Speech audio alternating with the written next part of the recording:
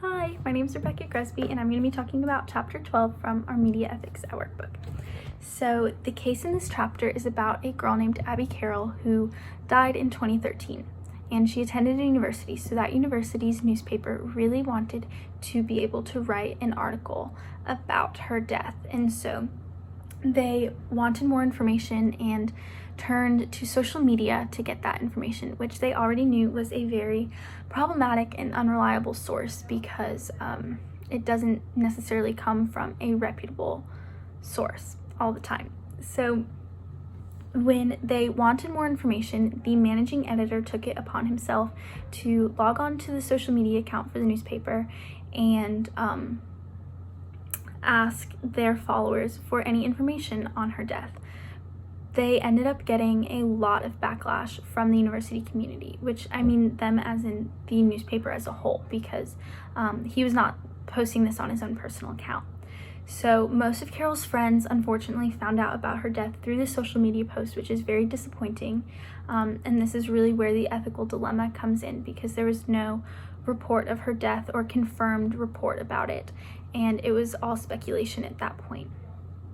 So the editor-in-chief, although did end up getting an email a little while after that from the girl's cousin, just kind of telling her yes, she did pass away, but not giving any details about the cause of death. So the paper was told by its advisors not to post any apology for damage control, but the editor-in-chief did decide that she wanted to explore disciplinary actions for that managing editor because of the ethical issues that he brought up in their paper. And by losing the paper's their integrity in less than 24 hours, which is very disappointing for her. So it wasn't until a year later that the school newspaper was actually able to post about the cause of death for Carol when they covered the Abby Carroll Walk for Suicide Prevention, and that's where they really got a confirmed answer on whether or not she committed suicide or whether something else caused her death. So the editor-in-chief at the end of the day decided to demote the managing editor to a staff writer because of the issues that he brought up, and that wasn't the first time that he had messed up. So the advisors told her that his actions were not fireable offenses, which is why he was demoted instead of fired. And she further went on to meet with the section editors and changed the passwords to the social media accounts, limited the people that could post on them, and hold social media trainings for all of the staff. And I think that it was really important to do this because it would help the newspaper avoid any further scandals or ethical dilemmas that could lessen their credibility within the university community and the journalism community. So it's really just sad that Carol's friends found out about her death in the news, or not even in the newspaper, on a social media account that created buzz and scandals and just like further brought out just like misinformed individuals, because anyone could comment on that being like, oh, I heard X, Y, and Z, and sometimes it's very much not always true on social media.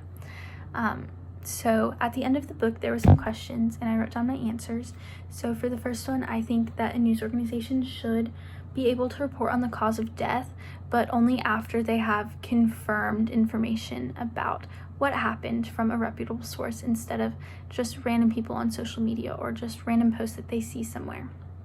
And that they should be able to post the cause of death as long as they're being respectful of those impacted by that death. Like, as long as the family is informed beforehand or after a certain amount of time has passed. Like in a previous chapter that we read about the biker gangs getting in a fight, as long as like a name is reported, I think then once the families are notified and the name is reported in like a coroner's report, then I think that it's ethical to release a story about that, but not if it just happened 2 hours ago and you want to push a story to print because you're just so excited to get it out and you want to be the first to report on it. That is unethical. So for the second one, I would have taken the same actions as Parrish did, the editor-in-chief, if I in regards to the managing editor, although I think that I would have probably pushed a lot harder to get him fired, because his actions reflected poorly on the entire newspaper, which also means it reflected poorly on her and her abilities as the editor-in-chief. And I think I would have just been a little more mad about that. And I do feel as though an apology in the paper would have been a bit awkward, but also respectful to those negatively impacted by the newspaper's actions, since that was posted on the newspaper's social media instead of the managing editor's personal social media, which even then would still have been unethical. So if the newspaper posted an apology, it would have shown that they were taking responsibility for their actions, and they could have outlined like the steps that they were taking,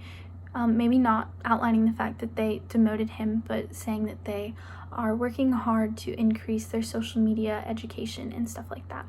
And so although this was done by one person, it's a big mistake that should have not happened. And that's why it's important for a limited amount of individuals that are informed on social media etiquette should be allowed to have the password and ability to post, whether it's for a newspaper organization or just like